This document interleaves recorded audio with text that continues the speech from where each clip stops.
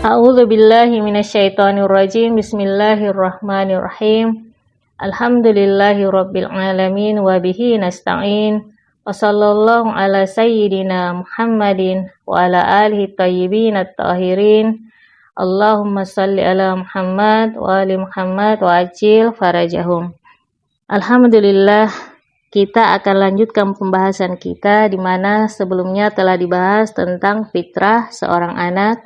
Yang lanjutannya kali ini kita bahas tentang kesalahan kedua orang tua dalam kecacatan fisik anak dan adab serta etika berhubungan suami istri dalam pandangan Rasulullah Shallallahu Alaihi Wasallam. Nah, Allah Subhanahu Wa Taala menciptakan seorang anak di dalam perut ibunya dengan keadaan yang sehat dan dengan bentuk wajah yang cantik serta tampan. Akan tetapi, dosa dan kesalahan yang dilakukan oleh ayah dan ibunya lah yang telah menyebabkan kecacatan si anak. Oleh karena itu, dalam masa kehamilan, hendaknya seorang wanita atau seorang ibu harus menjaga suasana hati dan jiwanya. Dia tidak boleh berbuat dosa, tidak boleh sedih dan gelisah, tidak lalai dalam melaksanakan kewajiban agama, menjauhi segala bisikan setan, dan senantiasa mendawamkan diri, membaca doa, wirid, dan ziarah, supaya fisik dan mental anak yang akan dilahirkan sehat dan tidak cacat, serta senantiasa kebahagiaan selalu menyertainya. Jika seorang anak bayi yang lahir ke dunia di dalam keadaan cacat atau dalam keadaan cacat secara fisik dan mental, maka ayah dan ibunya lah yang bertanggung jawab. Jika rumah yang ditempati oleh seorang perempuan atau seorang ibu yang sedang mengandung tercemari dengan perbuatan dosa, kesedihan, dan kemurungan, maka anak yang akan dilahirkan akan menjadi anak yang tuli, cacat, atau tertimpa penyakit mental. Nah, berikut ini adalah adab dan etika berhubungan suami istri dalam pandangan Rasulullah Shallallahu Alaihi Wasallam. Dalam hadis yang bersumber dari Abu Sa'id Al-Khudri, Rasulullah Shallallahu Alaihi Wasallam berwasiat pada menantunya Ali bin Abi Thalib alaihissalam. Nah, beliau berkata, "Wahai Ali, jika istrimu memasuki rumahmu, hendaknya engkau melepaskan sepatunya dan basuhlah kedua kakinya, menyiramkan air dimulai dari pintu rumahmu sampai di sekeliling rumahmu. Karena dengan hal ini Allah akan mengirimkan 70.000 macam rahmat yang meliputi istrimu, sehingga rumahmu diliputi keberkahan dan istrimu diselamatkan dari berbagai macam penyakit selama berada di rumahmu." Nah, beliau melanjutkan, "Cegahlah istrimu minum susu, cuka, ketumbar, serta apel asam selama seminggu, yakni 7 hari. Kemudian Ali alaihissalam bertanya, "Ya Rasulullah, mengapa ia dilarang dari 4 hal tersebut?" Rasulullah menjawab, 4 hal itu dapat menyebabkan istrimu mandul dan tidak membuahkan keturunan. Sementara tika dan rumahmu lebih baik dari perempuan yang mandul." Kemudian Ali alaihissalam bertanya, "Wahai Rasulullah, mengapa ia tidak boleh minum cuka?" Rasulullah menjawab, "Cuka dapat menyebabkan tidak sempurna kesucian dari haidnya, dan ketumbar menyebabkan darah haid berakibat negatif terhadap kandungannya dan mempersulit kelahiran. Sedangkan apel yang asam dapat menyebabkan darah haid terputus sehingga menimbulkan penyakit baginya." Kemudian Rasulullah Shallallahu Alaihi Wasallam bersabda, "Wahai Ali, janganlah menggauli istrimu pada awal bulan, tengah bulan, dan akhir bulan, karena hal itu mempercepat datangnya penyakit gila, kusta, dan kerusakan syaraf padanya dan keturunannya, kecuali malam awal bulan Ramadan, di mana hukumnya adalah mustahab." Nah, kemudian Rasulullah melanjutkan, "Wahai Ali, janganlah menggauli istrimu sesudah duhur, karena hal itu bila dianugerahi anak dapat menyebabkan jiwa anak goncang dan setan sangat menyukai manusia yang jiwanya goncang. Selanjutnya, wahai Ali, janganlah kamu menggauli istrimu sambil berbicara, karena hal itu bila dianugerahi anak dapat menyebabkan kebisuan. Dan janganlah seorang suami melihat kemaluan istrinya. Begitu juga sebaliknya, hendaknya memejamkan mata ketika berhubungan, karena melihat kemaluan dapat menyebabkan kebutaan pada anak. Kemudian Rasulullah melanjutkan wasiatnya, wahai Ali, jangan menggauli istrimu dengan dorongan syahwat pada wanita lain, yakni jangan membayangkan perempuan lain. Begitu juga perempuan jangan membayangkan laki-laki lain, karena bila dikaruniai anak, dikhawatirkan akan memiliki sikap seperti wanita itu dan memiliki gangguan kejiwaan seperti mukhannas, yakni banci, atau mutarajjilat, yakni tomboy. Nah, selanjutnya, wahai Ali, janganlah menggauli istrimu dalam keadaan telanjang bulat, yakni sama sekali tidak berpakaian. Juga istrimu, karena khawatirnya tidak tercipta keseimbangan syahwat, yang akhirnya menimbulkan percekcokan di antara kalian berdua, dan akhirnya menyebabkan perceraian. Kemudian Rasulullah melanjutkan wasiatnya, wahai Ali, janganlah menggauli istrimu dalam keadaan berdiri, karena hal itu merupakan bagian dari perilaku anak keledai. Dan bila dianugerahi anak, ia sering kencing di tempat tidur, seperti anak keledai kencing di sembarang tempat.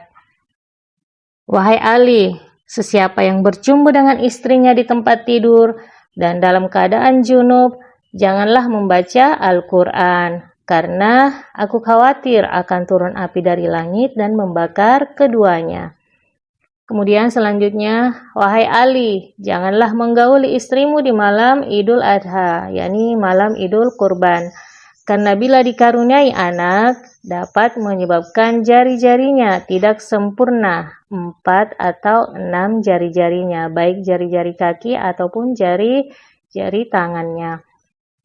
Selanjutnya, wahai Ali, janganlah menggauli istrimu pada malam Idul Fitri, karena hal itu bila dikaruniai anak dapat menyebabkan anak memiliki banyak keburukan. Kemudian, wahai Ali, jangan menggauli istrimu di bawah pohon yang berbuah, karena bila dianugerahi anak dapat menyebabkan ia menjadi pembunuh, tukang sihir, atau pemimpin orang-orang zalim. Kemudian Rasulullah melanjutkan, wahai Ali, jangan menggauli istrimu di bawah sinar matahari langsung, kecuali tertutup oleh tirai, karena bila dikaruniai anak, akan dapat menyebabkan kesengsaraan dan kefakiran sampai ia meninggal dunia. Selanjutnya, wahai Ali, jangan menggauli istrimu di antara azan dan iqamah, karena hal itu bila dikaruniai anak, dapat menyebabkan ia senantiasa melakukan pertumpahan darah. Selanjutnya, wahai Ali, jika istrimu hamil, janganlah menggaulinya kecuali kamu dalam keadaan mempunyai wudu, karena bila dikaruniai anak, akan dapat menyebabkan buta hatinya, serta bakhil atau kikir. Nah, selanjutnya, wahai Ali, jangan menggauli istrimu pada malam nisfu Sya'ban, karena hal itu bila dikaruniai anak dapat menyebabkan tidak bagus biologisnya, tompel pada kulitnya atau wajahnya. Wahai Ali, janganlah menggauli istrimu di akhir bulan Sya'ban, karena bila dikaruniai anak dapat menyebabkan ia gemar bekerja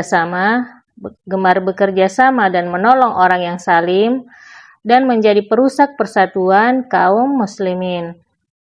Selanjutnya Rasulullah berkata, wahai Ali, jangan menggauli istrimu dengan memakai kain pembersih yang sama. Harus memakai kain pembersih yang berbeda.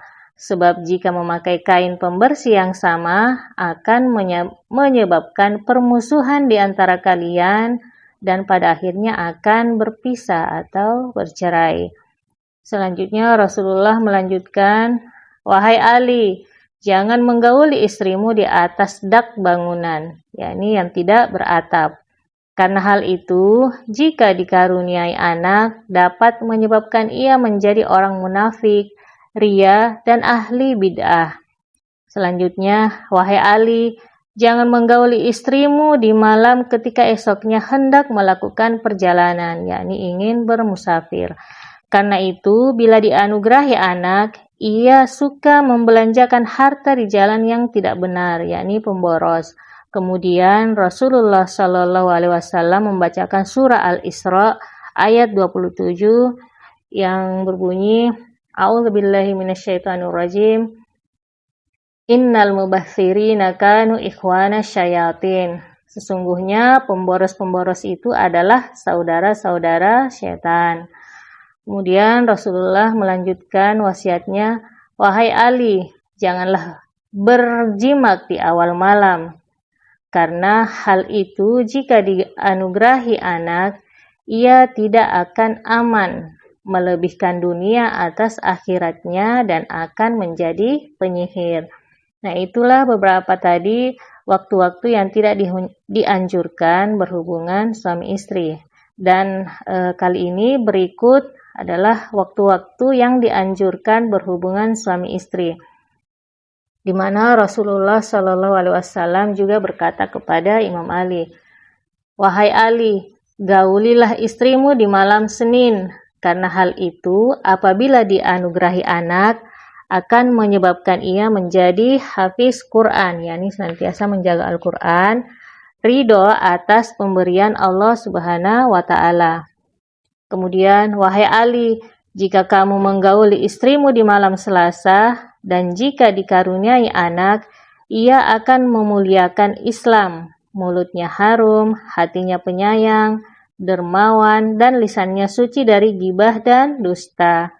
Selanjutnya, "Wahai Ali, jika kamu menggauli istrimu di hari Kamis setelah matahari tergelincir, hal itu bila dikaruniai anak, dapat menyebabkan ia tidak didekati setan sampai tua, menjadi orang yang paham dan dianugerahi oleh Tuhan keselamatan dalam agama dan dunianya."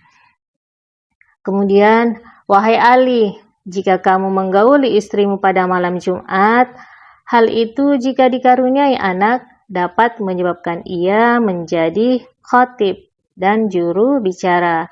Dan jika kamu menggauli istrimu di hari Jumat setelah asar, bila dikaruniai anak, dapat menyebabkan ia menjadi orang yang masyhur, yakni terkenal dan alim.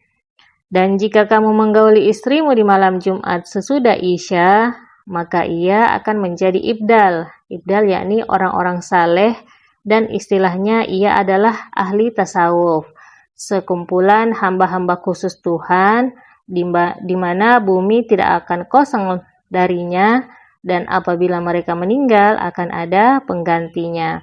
Kemudian wasiat terakhir, Rasulullah Shallallahu Alaihi Wasallam berkata, "Wahai Ali, pegang teguhlah wasiatku ini dan belajarlah dariku, sebagaimana aku belajar dan memeliharanya dari Jibril alaihissalam." Sumbernya adalah Hilyatul Muttaqin halaman 98-100 karya Allama Majlisi, dan kitab Makarimul Akhlak halaman 210-212. Nah, sekian, wabillahi taufik wal hidayah. Assalamualaikum warahmatullahi wabarakatuh.